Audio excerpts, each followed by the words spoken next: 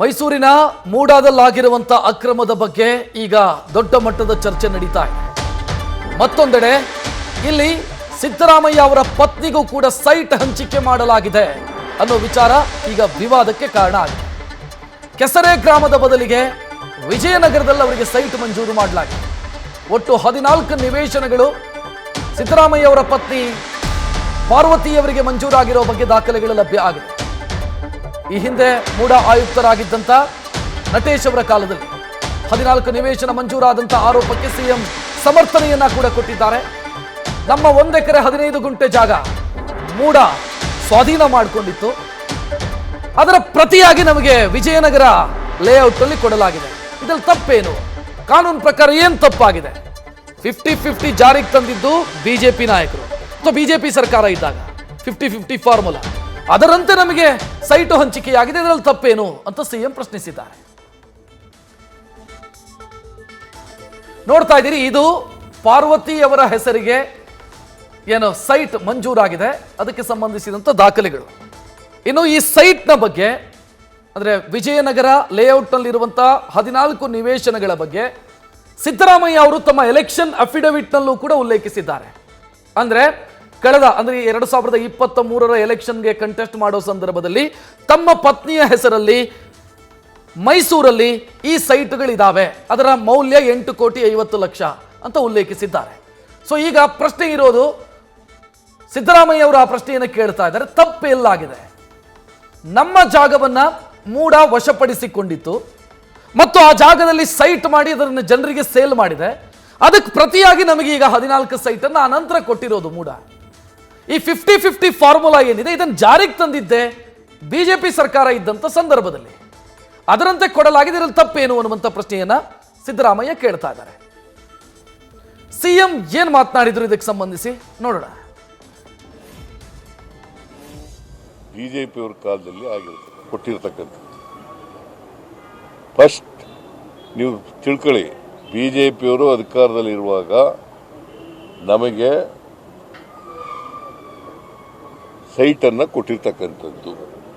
ನಾವು ಕೇಳೋದು, ನೋಡಪ್ಪ ನನ್ನ ಹೆಂಡತಿ ಜಮೀನೋದು 3 ಎಕರೆ 16 ಗುಂಟೆ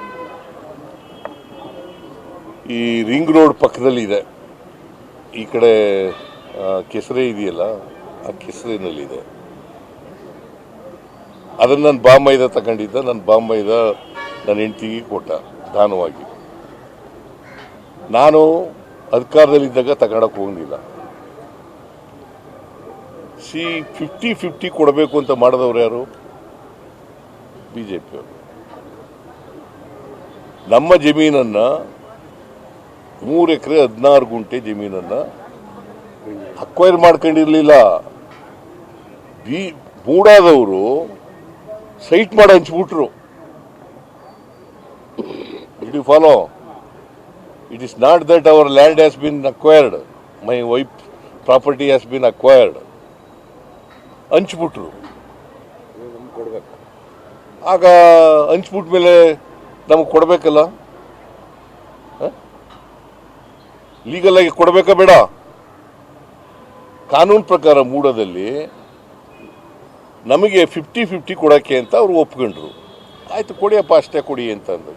ನಿಮ್ಗೇನು ನಿಯಮಾವಳಿಗಳಿದಾವೆ, ಸರ್ಕಾರದ ಏನು ಆದೇಶ ಇದೆ, ಅದ್ರ ಪ್ರಕಾರ ಕೊಡಿ ಅಂತ ಬಿಜೆಪಿಯವರು ಅಧಿಕಾರದಲ್ಲಿರುವಾಗ ಕೇಳ್ಕೊಂಡಿದ್ದವು. ಆಗ ಅವರು ನಮಗೆ ಬೇರೆ ಬೇರೆ ಸೈಟ್ಗಳನ್ನು ಬೇರೆ ಜಾಗದಲ್ಲಿ ಸಮಾನಾಂತರ ಸೈಟ್ಗಳನ್ನು ಕೊಟ್ಟಿದ್ದಾರೆ. What is wrong in that?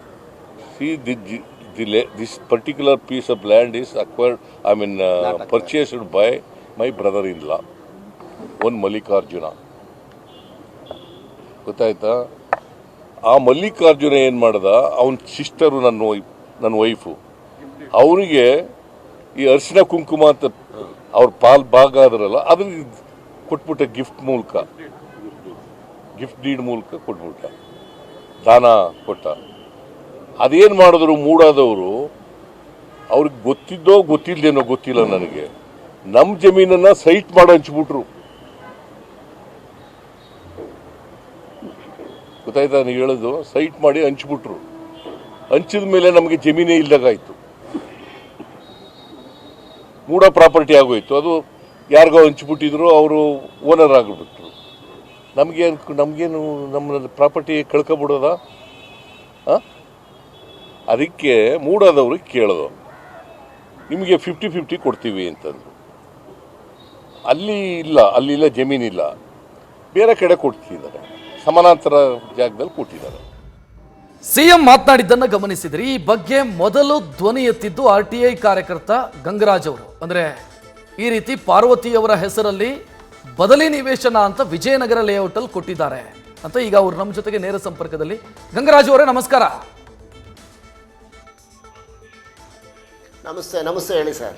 ಈಗ ಸಿಎಂ ಮಾತನಾಡಿದ್ದನ್ನ ತಾವು ಗಮನಿಸಿದ್ರಿ ಅಂತ ನಾನು ಭಾವಿಸ್ತೀನಿ. ತಪ್ಪೇನಾಗಿದೆ ಸರ್? ಇವಾಗ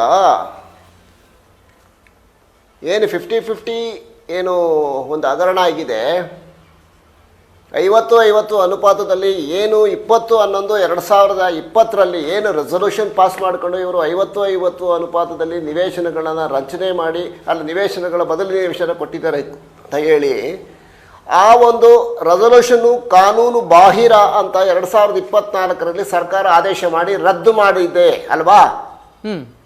ರದ್ದು ಮಾಡಿದ ಮೇಲೆ ಮಾನ್ಯ ಮುಖ್ಯಮಂತ್ರಿಗಳ ಪತ್ನಿ ಶ್ರೀಮತಿ ಪಾರ್ವತಿ ಸಿದ್ದರಾಮಯ್ಯನವರಿಗೆ ಕೊಟ್ಟಿರೋದು ಸಹ ಅದೇ ರೆಸೊಲ್ಯೂಷನ್ ಅಂಡರಲ್ಲಿ 20/11/2021 ಅಂದರೆ ಪ್ರಾಧಿಕಾರದ ನಿರ್ಣಯ 20/11/2020 ಪ್ರಸ್ತಾಪಿತ ಜಮೀನುಗಳನ್ನು ದಿನಾಂಕ 25/11/2021 ಪರಿತ್ಯಾಜನ ಪತ್ರದ ಮೂಲಕ ಪ್ರಾಧಿಕಾರಕ್ಕೆ ನೋಂದಾವಣೆ ಮಾಡಿಕೊಂಡಿರುವುದರಿಂದ ಶೇಕಡ 50-50 ಅನುಪಾತದಲ್ಲಿ ಭೂಮಾಲೀಕರಿಗೆ ಅಂದರೆ ಪಾರ್ವತಿಯವರಿಗೆ 38,284 ಚದುರ ಅಡಿ ವಿಸ್ತೀರ್ಣದ ನಿವೇಶನವನ್ನು ಪರಿಹಾರ ರೂಪದಲ್ಲಿ ಮಂಜೂರು ಮಾಡಿದೆ ಅಂತ ಹೇಳಿದ್ದಾರೆ. ಆದೇಶದಲ್ಲಿ ಮಾನ್ಯ ಆಗಿದ್ದಂತಹ ನಟೇಶ ಮೂಡಾ ಕಮಿಷನರ್ ಮಾಡಿದ್ದಾರೆ. ಆಯ್ತಲ್ಲ ಸರ್? ಕೆಸರೆ ಗ್ರಾಮ 464 ಸರ್ವೆ ನಂಬರು 316. ಈಗ ಗಂಗರಾಜ್ ಅವರೇ ಒಂದ್ ನಿಮಿಷ, ಇಲ್ಲಿ ಕನ್ಫ್ಯೂಸ್ ಆಗೋದು ಬೇಡ, ನಮ್ಮ ವ್ಯೂವರ್ಸು ಕೂಡ ಕನ್ಫ್ಯೂಸ್ ಆಗೋದು ಬೇಡ ಅನ್ನೋ ಕಾರಣಕ್ಕಾಗಿ ಹೇಳ್ತಾ ಇದ್ದೀನಿ. ಈಗ ನಿರ್ಣಯವನ್ನ ರದ್ದು ಮಾಡುವಂತ ನಿರ್ಧಾರವನ್ನ ತೆಗೆದುಕೊಂಡಿರೋದು ಈಗ, ಬಟ್ ಸೈಟ್ ಮಂಜೂರಾಗಿರೋದು 2021. ಹೆಂಗ್ ತಪ್ಪಾಯ್ತು? ಸಿಎಂ ಇಂದ ತಪ್ಪಾಯ್ತು ಅಥವಾ ಸಿಎಂ ಪತ್ನಿಯಿಂದ ತಪ್ಪಾಯ್ತು ಅಂತ ಹೆಂಗ್ ಹೇಳೋದಕ್ಕೆ ಸಾಧ್ಯ? ಸರ್, 2020 ಮಾಡಿದಂತಹ ನಿರ್ಣಯನೇ ರದ್ದಾಗಿರ್ಬೇಕಾದ್ರೆ ಅದರ ಮುಂದೆ ಆದಂತ ಎಲ್ಲಾ ಬೆಳವಣಿಗೆಗಳು ರದ್ದಾದಂಗೆ ತಾನೆ. ಬಟ್ ರದ್ದು ಮಾಡಿದ್ದು ಯಾವಾಗ? PM ಆಗಿರ್ಬೋದು, ಕೂಲಿ ಕಾರ್ಮಿಕ ಆಗಿರ್ಬೋದು, ನಿರ್ಣಯ ರದ್ದಾಗಿದ್ದು ಈಗ ರದ್ದು ಮಾಡ್ಯಾರೆ. ಹೌದು. ನಿರ್ಣಯ ಯಾವಾಗ ಜಾರಿ ಬಂದಿದ್ದು? 2020. ಓಕೆ, 21 ಅವ್ರು ಸೈಟ್ ತೆಗೆದುಕೊಂಡ್ರು. ಈಗ ಆ ನಿರ್ಣಯದ ಕೆಳಗಡೆನೆ ಇದನ್ನು ವಿತರಣೆ ಆಗಿದೆ. ಹೌದು. ಬಟ್ 2021 ಆ ನಿರ್ಣಯ ರದ್ದಾಗುತ್ತೆ ಅಂತ ಪಾರ್ವತಿ ಅವರಿಗೆ ಕನಸು ಬಿದ್ದಿತ್ತ ಗಂಗರಾಜ್ ಅವರೇ? 2021 2024 ಆ ನಿರ್ಣಯ ರದ್ದಾಗತ್ತೆ ಅಂತ 2021 ಪಾರ್ವತಿ ಅವರಿಗೆ ಕನಸು ಬಿದ್ದಿತ್ತ? ಹೇಗೆ ಗೊತ್ತಿತ್ತು ಅವರಿಗೆ ಇದು ರದ್ದಾಗತ್ತೆ ಅಂತ? ಸರ್, ಅದು ಅಲ್ಲ ನನಗೂ ಕನಸು ಬಿದ್ದಿಲ್ಲ, ನಿಮಗೂ ಕನಸು ಬಿದ್ದಿಲ್ಲ, ಪಾರ್ವತಿಗೂ ಕನಸು ಬಿದ್ದಿಲ್ಲ. ಆ ನಿರ್ಣಯ ತಪ್ಪು ಅಂತ ಯಾವ ಸರ್ಕಾರ ರದ್ದು ಮಾಡಿದೆ?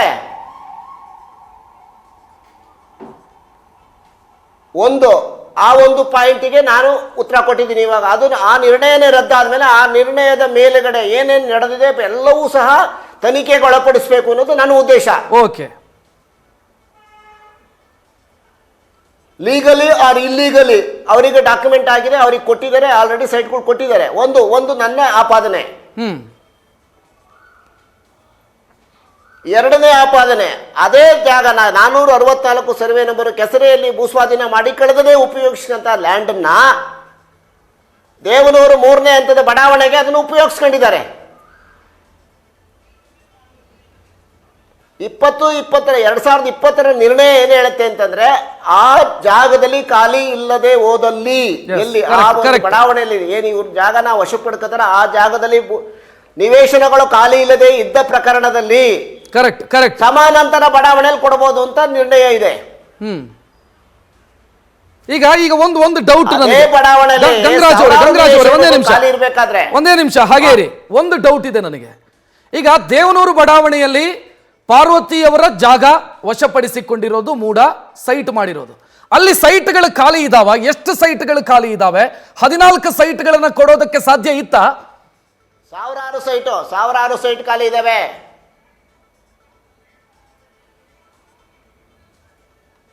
ಇವತ್ತಿಗೂ ಸಹ 100 ಸೈಟ್ಗಳು ದಿನ ವಿತರಣೆ ಮಾಡ್ತಲೇ ಇದ್ದಾರೆ. ಈಗಿರಬೇಕಾದರೆ ಆ ಬಡಾವಣೆಯಲ್ಲಿ ಅವರಿಗೆ ನಿವೇಶನ ಕೊಡಬಹುದಿತ್ತಲ್ಲ. ಹಂಗಾರೆ ಇದು ಲೀಗಲ್ ಅಂತಾದ್ರೆ ಎಸ್, ಇದು ವ್ಯಾಲಿಡ್ ಪಾಯಿಂಟ್. ಇದು ಗಂಗರಾಜ್ ಅವರು ರೈಸ್ ಮಾಡ್ತಾ ಇರೋದು. ಯಾಕೆ ವಿಜಯನಗರದ ಬಡಾವಣೆಗೆ ಯಾಕೆ ಹೋದ್ರಿ? ಈಗ ಒಂದು ಡೌಟ್. ಈಗ ಗಂಗರಾಜ್ ಅವರೇ ಈಗ ನಾವು ನಾಡಿನ ಮುಖ್ಯಮಂತ್ರಿ ವಿಚಾರವನ್ನ ಮಾತನಾಡ್ತಾ ಇರೋದ್ರಿಂದ ಜನರಿಗೆ ತಪ್ಪು ಮಾಹಿತಿ ಹೋಗಬಾರದು ಅನ್ನುವಂಥ ಕನ್ಸರ್ನ್ ಅನ್ನ ಇಟ್ಕೊಂಡು ನಾನು ಮಾತನಾಡ್ತಾ ಇದ್ದೀನಿ. ಒಂದು ಪ್ರಶ್ನೆ ತಾವು ಕೇಳಿದ್ರಿ, ದೇವನೂರು ಬಡಾವಣೆಯಲ್ಲೇ ಕೊಡಬಹುದಿತ್ತಲ್ವಾ ಸೈಟು, ವಿಜಯನಗರ ಬಡಾವಣೆಯಲ್ಲಿ ಯಾಕೆ ಕೊಟ್ರು ಅನ್ನೋದು ತಮ್ಮ ಆರ್ಗ್ಯುಮೆಂಟ್ ಇರೋದು, ತಮ್ಮ ಪ್ರಶ್ನೆ ಇರೋದು. ನನಗೆ ಇಲ್ಲಿ ತಾವು ಒಂದು ಕ್ಲಿಯರ್ ಮಾಡಬೇಕು. ದೇವನೂರು ಬಡಾವಣೆಯಲ್ಲಿ ಸ್ಕ್ವೇರ್ ಫೀಟಿಗೆ ಎಷ್ಟಿದೆ, ವಿಜಯನಗರ ಬಡಾವಣೆಯಲ್ಲಿ ಸ್ಕ್ವೇರ್ ಫೀಟಿಗೆ ಎಷ್ಟಿದೆ? ಸೊ ಜಾಸ್ತಿ ಏನಾದರೂ ಇದೆಯಾ, ಏನ್ ಕತೆ ಸರ್? ಇವತ್ತು ದೇವನೂರು ಬಡಾವಣೆಯಲ್ಲಿ 2,500 ಇಂದ 3,000 ರೂಪಾಯಿ ರೇಟ್ ಇದೆ, ಮಾರುಕಟ್ಟೆ ಬೆಲೆ. ವಿಜಯನಗರದ ಬಡಾವಣೆಯಲ್ಲಿ 7,000 ರಿಂದ 8,000 ಇದೆ ಪರ್ ಸ್ಕ್ವೇರ್ ಫೀಟ್. ಅಂದ್ರೆ ವ್ಯತ್ಯಾಸ ಎಷ್ಟಾಯ್ತು ಸ್ವಾಮಿ? ಕರೆಕ್ಟ್. ಅಂದರೆ ಪ್ರಾಧಿಕಾರಕ್ಕೆ ಆರ್ಥಿಕ ನಷ್ಟ ಉಂಟು ಮಾಡಿ ಮಾನ್ಯ ಮುಖ್ಯಮಂತ್ರಿಗಳ ಪತ್ನಿಗೆ ಆರ್ಥಿಕ ಲಾಭ ಮಾಡಿಕೊಡುವ ಉದ್ದೇಶದಿಂದ ಬದಲಿ ನಿವೇಶನಗಳು ವಿಜಯನಗರದ 3ನೇ ಹಂತ 4ನೇ ಹಂತದಲ್ಲಿ ಕೊಟ್ಟಿದ್ದಾರೆ ಅನ್ನೋದು ನನ್ನ ಆಪಾದನೆ. ಗಂಗರಾಜ್ ದಾಖಲೆಗಳಿಂದ ನಾನು ಮಾತಾಡ್ತಾ ಇದ್ದೀನಿ, ಮಾತಾಡ್ತಾ ಇಲ್ಲ. ಕರೆಕ್ಟ್, ತಾವು ಹೇಳಿದ್ ನನಗೆ ಅರ್ಥ ಆಯ್ತು. ನನಗೆ ಇನ್ನೊಂದು ಡೌಟ್ ಇದೆ ಇಲ್ಲಿ. ಅವರಿಗೆ ಮಂಜೂರಾಗಿರುವಂತ ನಿವೇಶನಗಳನ್ನು ಅವರು ಅಫಿಡವಿಟ್ ಅಲ್ಲಿ ಉಲ್ಲೇಖಿಸಿದ್ದಾರೆ, ಸಿಎಂ ಉಲ್ಲೇಖಿಸಿದ್ದಾರೆ. ನನ್ನ ಪತ್ನಿಗೆ ವಿಜಯನಗರ ಬಡಾವಣೆಯಲ್ಲಿ ಇಷ್ಟಿಷ್ಟು ಸೈಟ್ಗಳಿದಾವೆ ಅಂತ ಅಫಿಡವಿಟ್ ಅಲ್ಲಿ ಇದೆ, ಅವರು ಎಲೆಕ್ಷನ್ ಅಫಿಡವಿಟ್ ಅಲ್ಲಿ ಇದೆ. ನನ್ನ ಪ್ರಶ್ನೆ ಏನು ಅಂತಂದ್ರೆ, ಅವರಿಗೆ ಮಂಜೂರಾಗಿರುವಂತ ನಿವೇಶನ ಇದೆಯಲ್ಲ, ಅಲ್ಲೂ ಕೂಡ ಸ್ಕ್ವೇರ್ ಫೀಟ್ಗೆ 7,000 ನಡೀತಾ ಇದೆಯಾ ಆ ಜಾಗದಲ್ಲೂ? ಹೌದು. ಯಾವಾಗ ಈ ವಿಜಯನಗರದಲ್ಲಿ? ಎಸ್.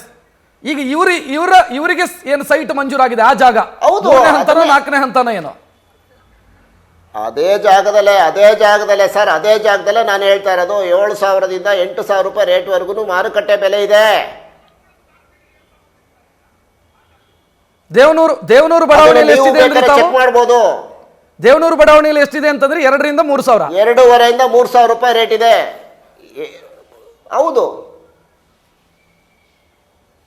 ಯಾಕೆ ಅಲ್ಲೇ ಕೊಡಬಾರ್ದಿತ್ತು? ಅಲ್ಲಿ ನಿವೇಶನಗಳು ಖಾಲಿ ಇಲ್ಲ ಅಂದ್ರೆ ಇದು ಏನಾಯ್ತು ಗೊತ್ತಾ ಸರ್? ಇದೊಂದು ಸೈಟೇಷನ್ ಆಗೋಯ್ತು.